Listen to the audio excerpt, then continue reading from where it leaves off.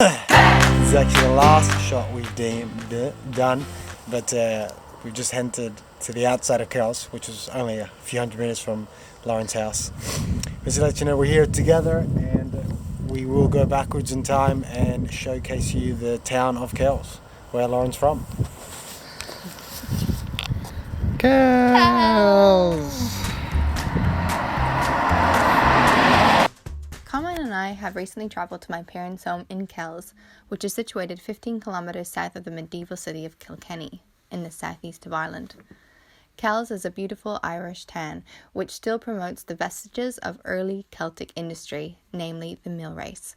Notably, along this stretch of river, there is approximately 52 separate mills, which at one time all were busy hives of industry for the local area.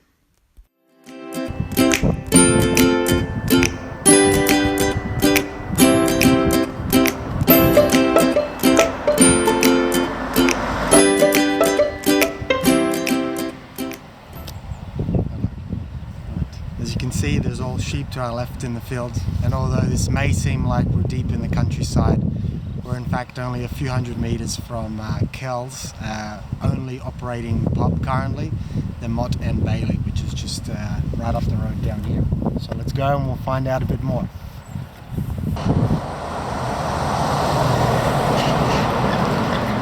Here we are at Delaney's pub, also otherwise known as Mott and Bailey pub, but we all in the village call it Delaney's pub. This used to be one of 3 pubs in the village. Unfortunately, 2 of them have been since closed, and now this is the only place to get yourself a nice Guinness or maybe a hot whiskey.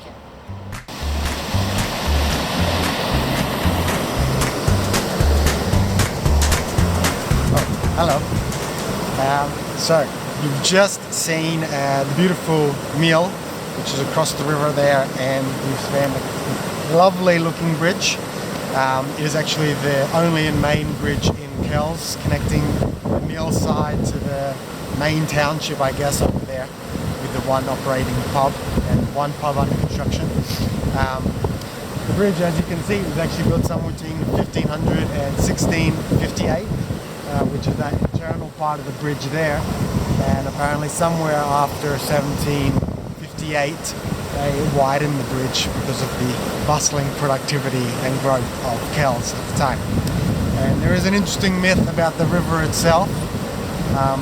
Apparently in 1859, after Jesus Christ, Neil Gall, the King of Ireland at the time, obviously no bridge here, he attempted to cross the river, and first of all asked his servant and horse to cross, and at the time he saw them getting into a bit of difficulty, which is probably the biggest myth of all, where apparently the king went to go and save the servant, and both flew down the river and died, which is why it's known as the King's River today.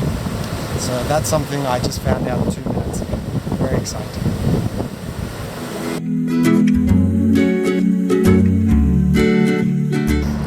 Quite busy on the bridge.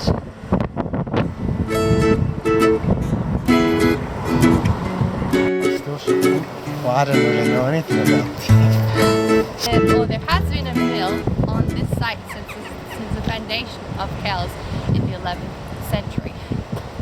This Kells mill is now a museum and a beautiful restaurant.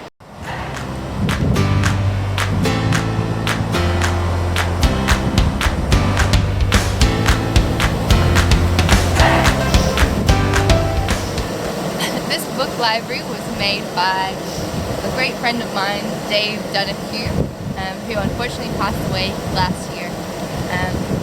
But it's a beautiful piece of his memory.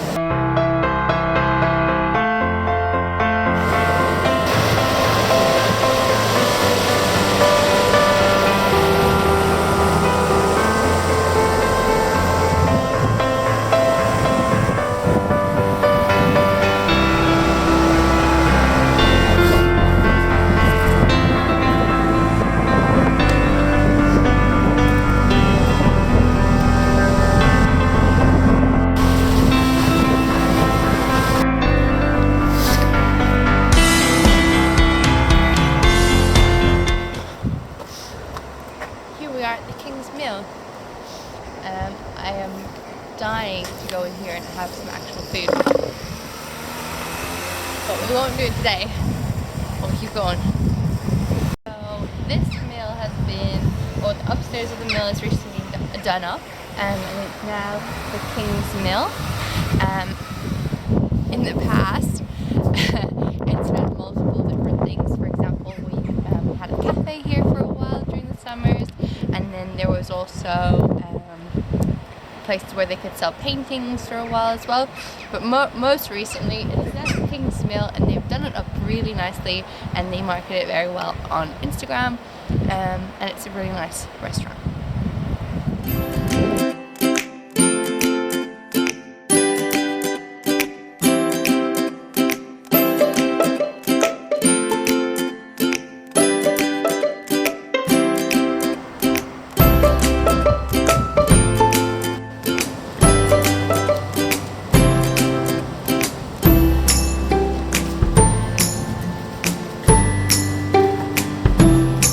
Okay, go. Kells Priory. The first Norman church at Kells was founded by Geoffrey Fitzrobert de Miasco in 1183. Oh my god, he's back. Oh god, did he ever come back? Go. Okay, we're trying again. The guy walked away. It was a time of increasing lawlessness. Perhaps the late medieval monastic community preferred to keep their livestock in the courtyard rather than in open countryside. And I did not just read all that off of a sign. It's history, I know. No. This monastic site was founded in 1193, and it is considered to be one of Ireland's most substantial monastic settlements. And of course, it was actually closed by King Henry VIII around in the 16th century, with his closing of the Monasteries Act.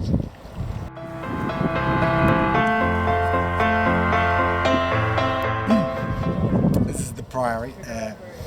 It's good for being the most beautiful thing in Kells, as well as the popular route on your walk around the town, which can take anywhere from 10 to 20 minutes on the speed of your jog or leisure walk.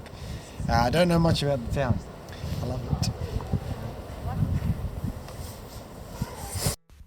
Downstream of the mill, past another large privately owned mill on the King's River, Kells Priory is situated. The monastery, one of the largest ruins of Great Britain and Ireland, was founded by the Lord of Kells, George Geoffrey Fitzroberts, for the Augustinian orders in 1204-1206. A history of the township notes that the priory lived through some tumultuous times, especially in the medieval period, which saw the town invaded by the Scots in 1317 and sacked and burned in the course of the baronial wars of the late 1320s. However, the site continued to grow over the course of 300 years before it was formally closed by King Henry VIII in 1540. Oh, I don't want to say anything. Yeah, I've never been in there.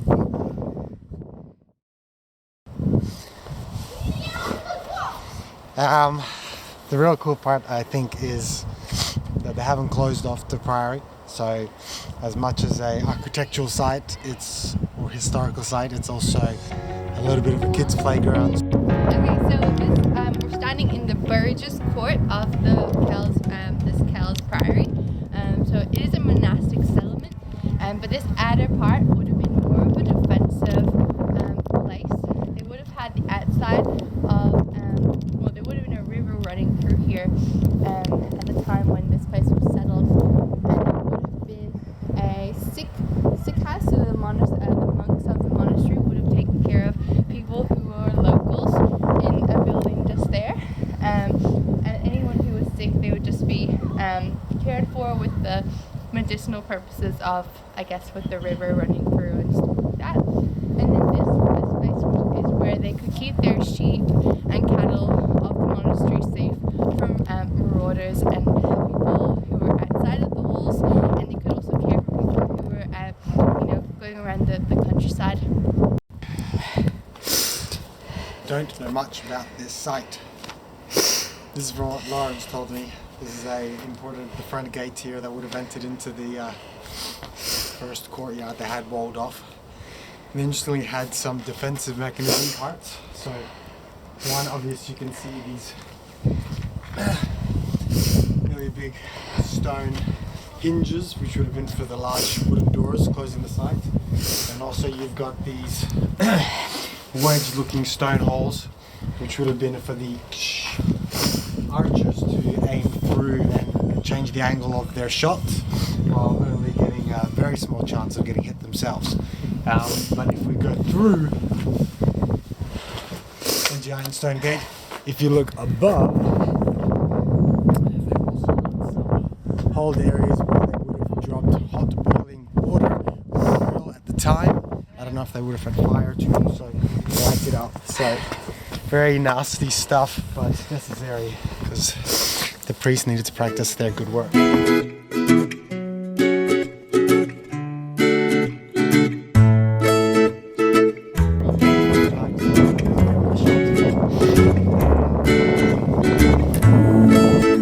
Hello, sheep.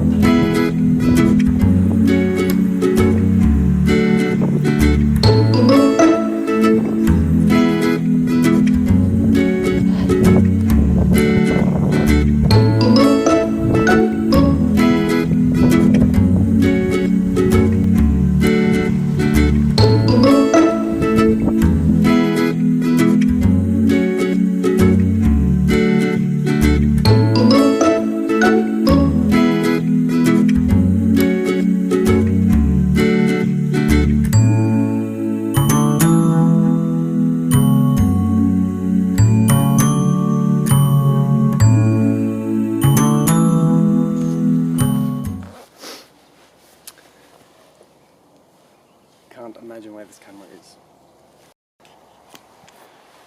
Hello, we're actually 3 kilometers outside of Kells in Kilkenny, and behind me is this beautiful example of a very well preserved round tower, which was actually used as a point of refuge or safety from attack. So it was built right next to the monastery. It was built in 1100 AD, 50 years after the monastery. And yeah, in case of any attacks or raids, they would actually climb into the round tower through a door which was about 2 meters above the ground. As you can see, the door is not at the bottom floor here on the ground. It's about a few meters just above my head, and you would have had to use a ladder to actually get inside. And it is facing opposite the church, because that would be the first place you want to run in from to get safety. And right now, I don't think we can see too much inside. Actually, maybe I can try to get in and have a look. I'm going to try to imagine that I've been raided, someone's come to attack me, I'm in the monastery, someone's accidentally put the ladder in, and I've got to rush. So I'm going to try to get in there. Alright, see how quick I can do it.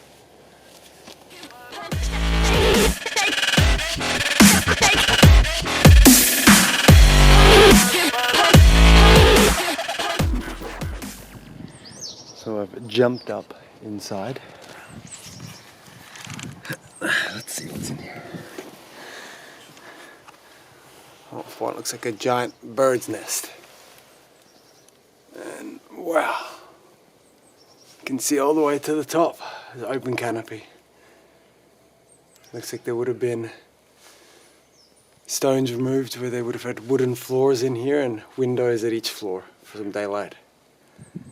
It'd be tight to be living for a few days or weeks. I wonder how all that got in here.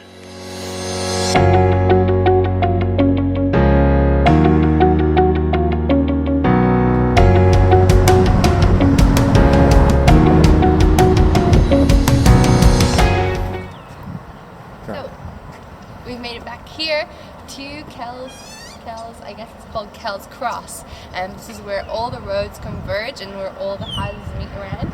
And hopefully the Shirley's pub will soon be up and running again. In the meantime, we have Bob's XL Stop and Shop for all your grocery needs. Probably not all of them, but most of them. And yeah, the town of Kells. Yay! Christmas tree. Merry Christmas!